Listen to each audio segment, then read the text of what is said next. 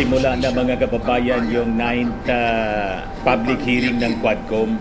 Nagsasagawa ng opening statement po yung overall chairman na si Congressman Ace Barbers. Pakinggan po natin. Sa tiwala ninyong lahat sa Quadcom, kami ay nagpapasalamat at nangangakong hindi dito magtatapos ang lahat. Umpisa pa lamang po ito ng pagkamit ng hustisya para sa bayan. Magandang umaga at maraming salamat po. The Chair of the Committee on Human Rights, Congressman Benny Abante, you are now recognized. Maraming salamat, Mr. Chair. Nagbabagang mga balita at pagtalakay sa mga isyu ng lipunan. Bullseye, opinyon, banat at paglalantad sa katotohanan. Bullseye, what you see is what you get. You decide.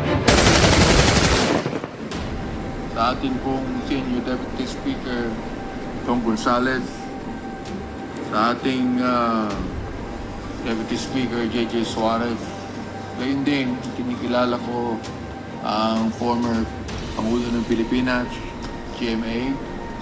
Gayon din ay sa aking mga tireless na mga co-chairs, distinguished colleagues na kasama po natin dito. So na-invite si GMA. At gayon din po, gusto ko rin kilalanin yung ating dating Pangulong Digong, biglang nagkasakit po.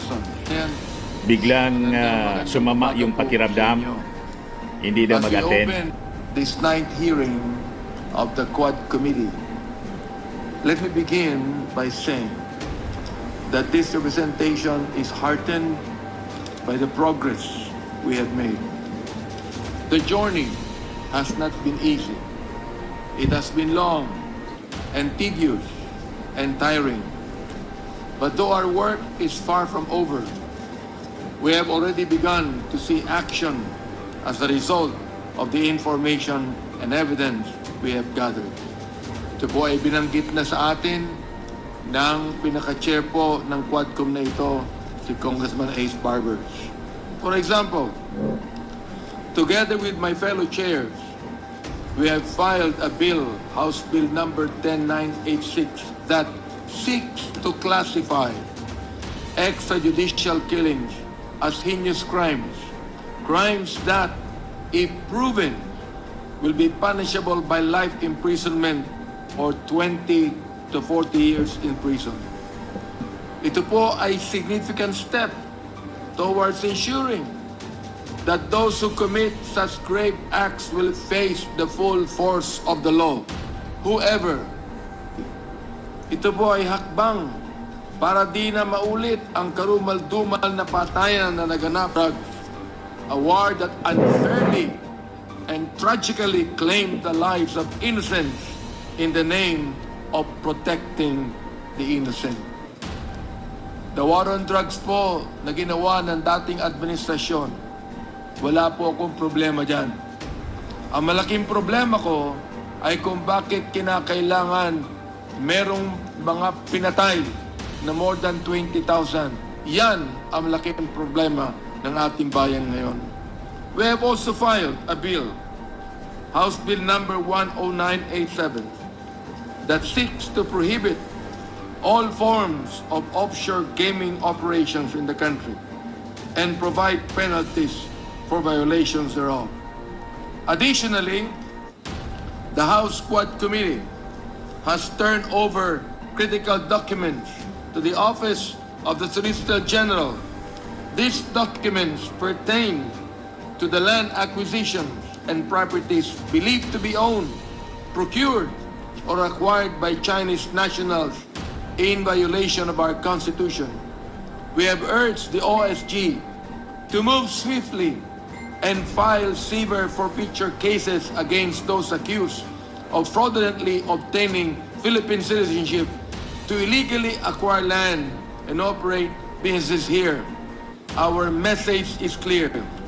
We cannot allow foreigners to steal our land under our very noses. The law must be applied. And no one should profit from actions that undermine the integrity of our nation, especially foreigners who exploit the gaps and weaknesses in our bureaucracy. Meron ding mga na kasama dito sa pagkakabenta lupang ito. Samantalang napakaraming mga kababayan natin ang walang lupa at walang bahay, pero itong mga foreigners na ito ay nagmamay-ari na napakalaking lupa sa iba't ibang dako sa ating bansa. Correct. Litang yan. Click subscribe muna dito sa ating YouTube channel and hit the notification bell para lagi po kayong updated sa mga kaganapan dito sa ating bansa. Like and share na rin po ninyo ang ating video. At huwag na rin po ninyo na skip yung ating mga commercial ads para tuloy-tuloy lang ang pag-unlad ng Bagong Pilipinas. Sa mga nagana po ng malinis and spacious fitness gym, pumunta lang po kayo sa aming Colossal Fitness Gym. We also offer Grab Car Rental with our brand new 2023 model ng Toyota Innova. We also accept booking for those who are planning to travel via PAL, Cebu Pacific, and other airline companies, local and international, and bills payment for Meralco Bills, Aleco Bills, PLDT, etc. Ang Colossal Fitness Gym is located at 3rd floor Security Bank Building, Lanco Business Park, Legazpi City, Albay. For inquiries, look for Bjillon Maravillas, contact number 0966-802-0949. Yan po yung aming Innova. Lagi na pong matao sa amin.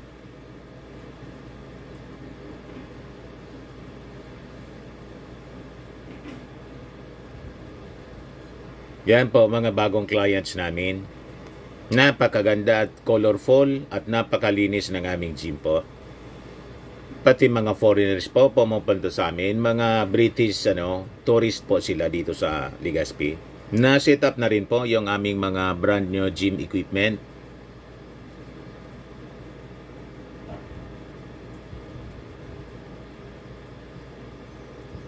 May treadmill na rin po kami.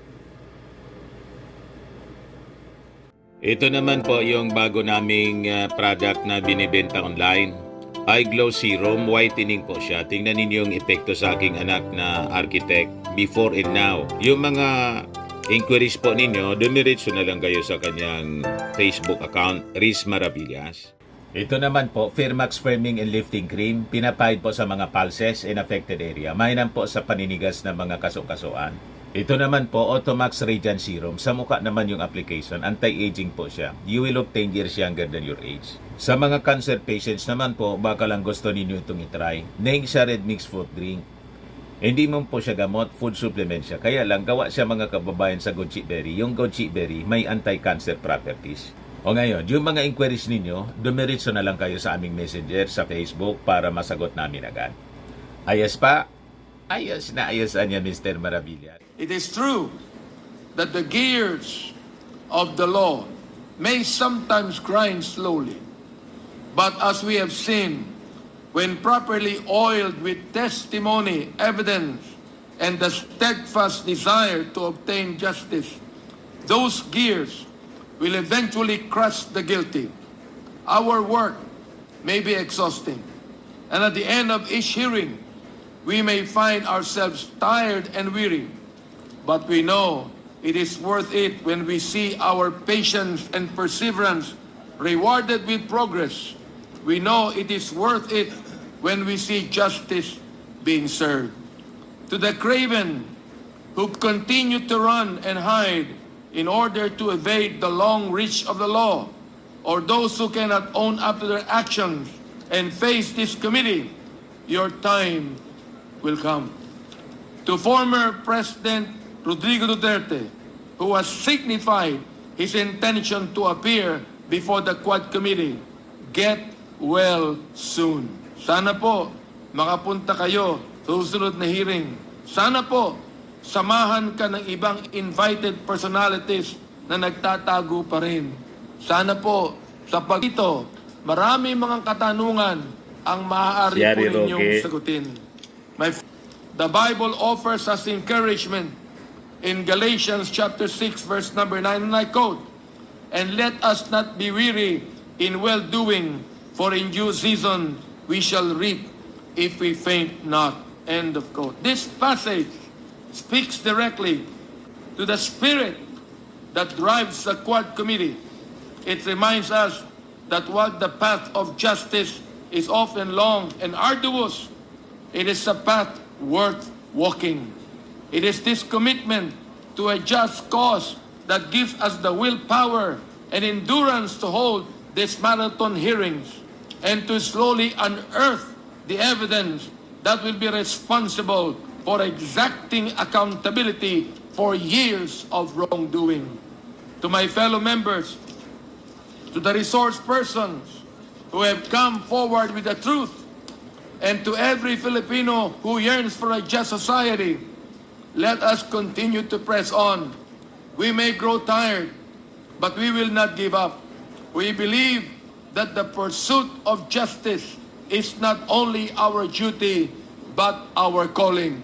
At dahilan po sa ating Quad Committee hearings na ito na po ang pinapanood ng maraming ating mga kababayan. Ayon nga po sa sinabi sa article ng Chief Justice Art Panganiban na ito pong Quadcom na ito ang pinaka-telenovela ng maraming mga kababayan. Bakit po? Sapagkat live and real time ang ating pinag-uusapan dito. Kaya mga kaibigan, sa aking mga kasangga, maraming salamat po. And may we continue to serve the cause of justice with faith in the Almighty and unwavering resolve.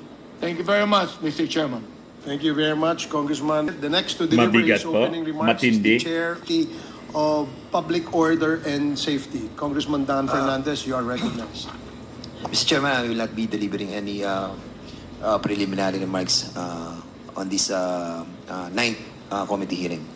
Thank you, Congressman Fernandez, for cooperating. The next to deliver his opening remarks is Congressman Caraps Paduano, the Chair of the Committee on Public Accounts. Thank you, are Mr. Chairman. As practiced by this representation, I would like to submit once again my opening remarks to its entire discussion, Mr. Chairman. Thank you, Mr. Chairman. Thank you likewise for cooperating, Congressman Paduano. We now proceed with the next part of the agenda. Comsec, you are directed to recognize and acknowledge the presence of our honorable members and acknowledge as well the presence of our resource persons for today's committee hearing. Comsec. Thank you, Mr. Chair. Honorable members of this committee, ladies and gentlemen. For this ninth joint public hearing, we have with us the following